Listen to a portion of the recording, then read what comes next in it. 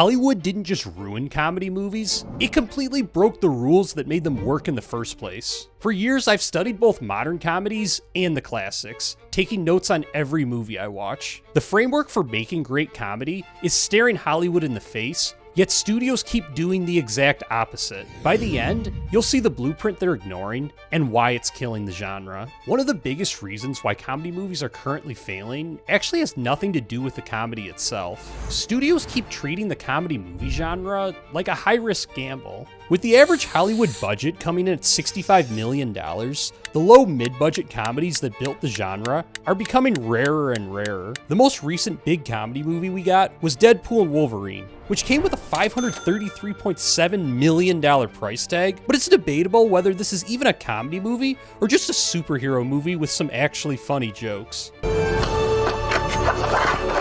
FYI, your tailor is a predator, but I love it. The straight comedies that studios have recently made have come with bloated budgets and not done well. Joyride carried a $32 million budget, but only did $15.8 million at the box office. Strays had a $46 million budget, but did $36 million at the box office. And the $45 million No Hard Feelings did $87.3 million, but essentially broke even when you account for the theater's cut in box office revenues. Studios saw these results and they took their foot off the gas. But they have it all wrong, because they're ignoring the real problem.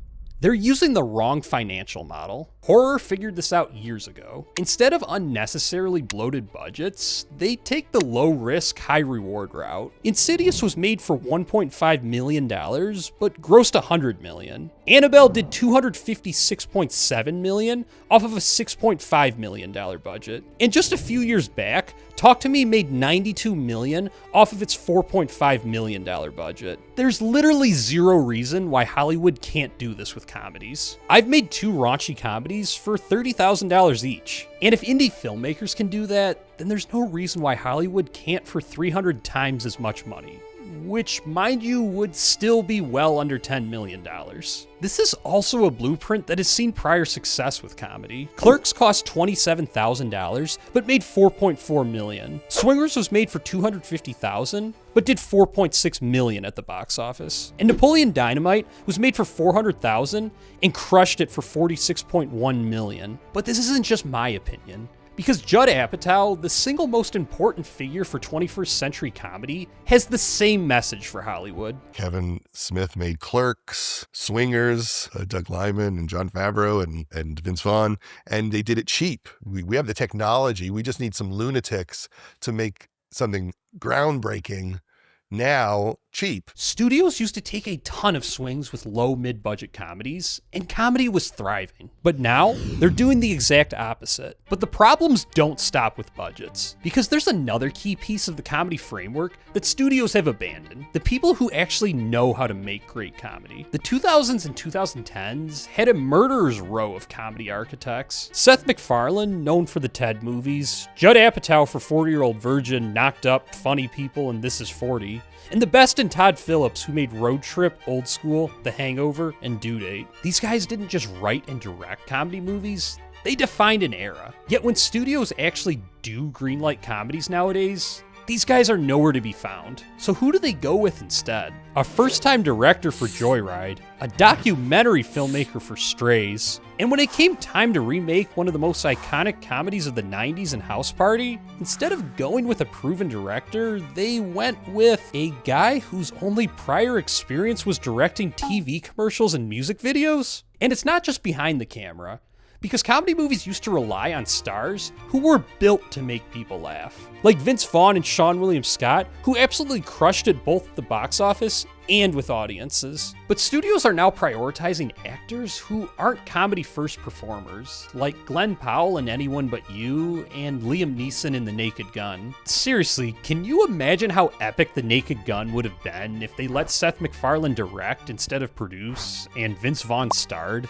You would have had 2 comedy masterminds leading the project, but instead the movie was scattered and never reached its full potential. Even when great comedic talent like Paul Rudd does get cast in modern comedies, they alone can't carry the film. Because comedy relies on the performances, writing, and directing to align. And when multiple pillars are weak, everything comes crashing down. Instead of relying on the proven talent that shaped the genre, studios continue to try and reinvent the wheel. And the mistakes don't stop with budgets or talent, because studios have also drifted away from another core component of the comedy movie framework, the kinds of stories that comedies are built on. The great comedies from 1999 to the early 2000s were grounded in universal human life stages like high school, adulting, relationships, and the workplace. Situations that virtually every human can relate to. And they made a killing at the box office because people connected with these stories so much. This is yet another pillar in the blueprint.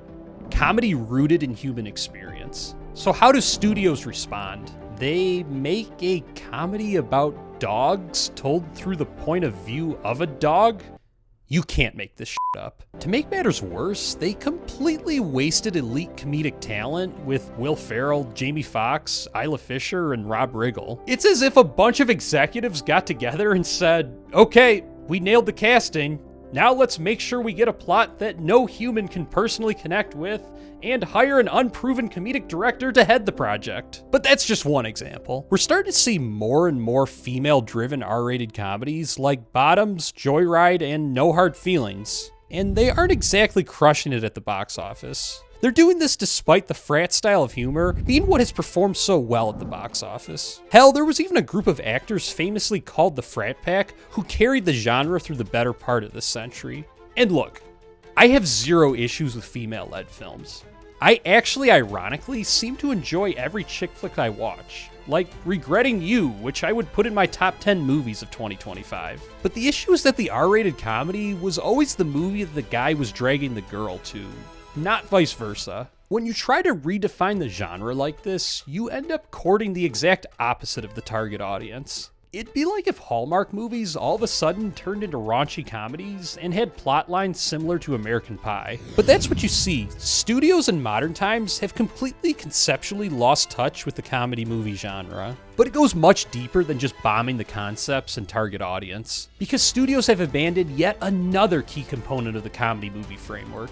And that's originality. Think of the great comedies of the last 30 years. What comes to mind? Maybe Happy Gilmore, American Pie, Superbad, Wedding Crashers, and The Hangover. Do you notice how none of these films were existing IP or reboots? And audiences showed up in droves to see these movies in theaters. Now look at the recent comedies. The Naked Gun, which personally wasn't for me.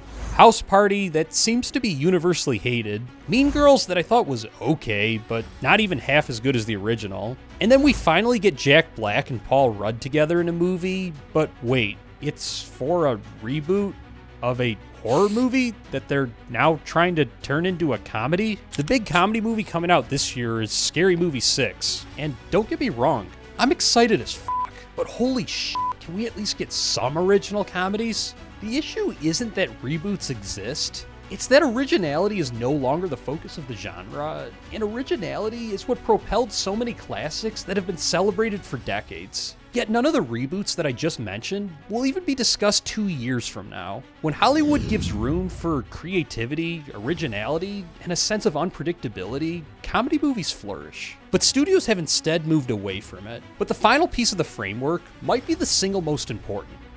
And it has nothing to do with budgets, IP, or even casting. Because Hollywood has completely turned its back on the style of humor that made the genre hit so well. It's not just with movies, but with any medium of comedy. Historically, the biggest comedic voices like George Carlin, Dave Chappelle, movies like The Hangover and American Pie, and shows like Family Guy have been defined by pushing boundaries. Controversy followed them, yet audiences responded.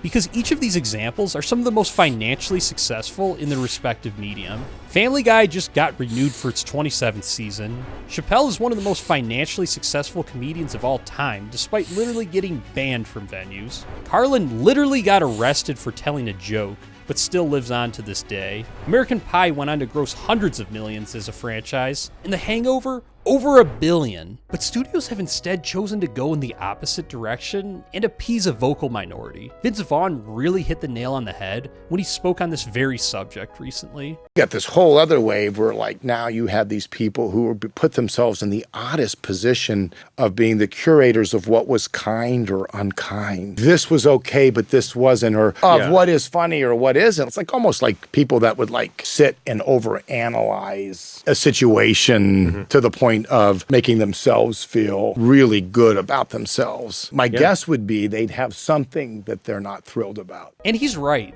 They won't even allow characters who cross boundaries to be in comedy movies. And this is particularly problematic because these are the kinds of characters that were the root of conflict in these movies. And it's trickled down to the mainstream. I had a reactor in one of my most recent Gen Z Reacts videos say that you could never do a scene in Eurotrip nowadays that most people would consider to be very mild.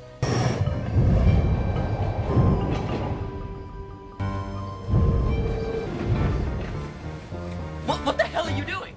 Oh, mi scusi. Oh, no! Mi scusi. Who's touching me? Scotty, is that you? Who's in it? Who's touching me? And here's her reaction. This would not be made today, though. It's like everyone would think they're like promoting pedophilia and stuff because they're like teens and that's like an old ass guy. Yeah. But here's the crazier part. I actually agree with her, not because I find the scene to be particularly problematic, but because Curation has gotten to the point that a Hollywood executive would demand the scene to be rewritten into something that's super politically correct, and then they would throw their arms up in the air and say that comedies don't have a theatrical audience anymore after the movie inevitably bombs. Instead of blaming anyone but themselves, studios need to remember that when they were making bank off of comedy movies, they had zero constraints. Creative freedom is the final pillar to the comedy movie framework, and when studios micromanage that, we all lose. If studios want to get comedies back on track, they need to look at how comedies were actually made in the 2000s. Because most of the reasons why comedies worked so well in this era aren't obvious to the audience. And I break down these hidden reasons here.